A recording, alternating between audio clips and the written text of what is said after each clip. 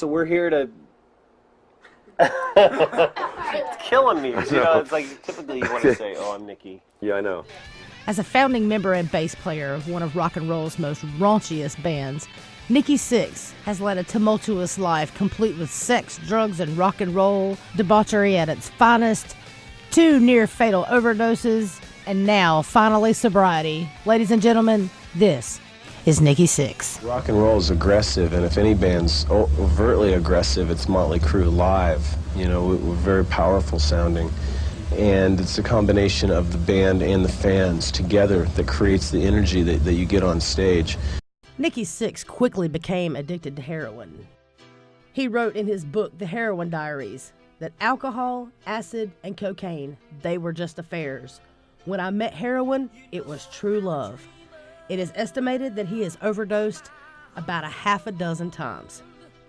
Now, I was reading all about you, so I find out that you have had 6 drug overdoses. Is that why you call yourself Nikki Sixx? No, but that's a good story, though. What a great story. You were on heroin? I was on heroin, coke, pills, alcohol. All at once? Yeah, all at once.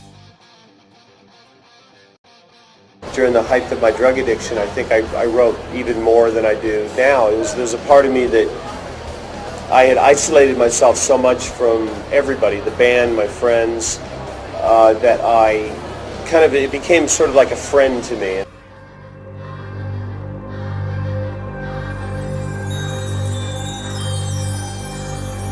December 25th, 1986, Van Nuys. Merry Christmas. Well, that's what people say at Christmas, right? Except for normally they have somebody to say it to. They have friends and family, and they haven't been crouched naked under a Christmas tree with a needle in their arm like an insane person in a mansion in Van Nuys. They're not out of their minds, they're not writing in a diary, and they're definitely not watching their holiday spirit coagulate in a spoon.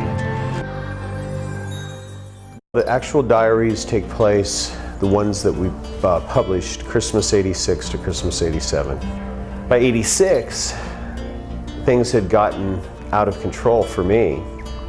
And you see a band that is on top of the world, and in looking at my diaries, I saw a guy who the bottom was falling out of it, and I didn't really understand why. In 1987, Nikki Sixx overdosed, and he was declared clinically dead before being revived by 2 adrenaline shots to the heart.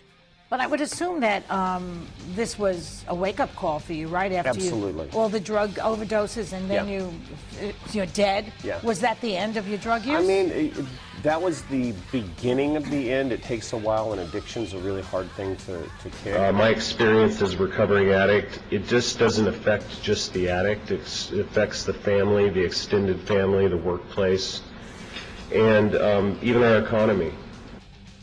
Eventually, Nikki Sixx found sobriety, and in sobriety, he found more hidden talents.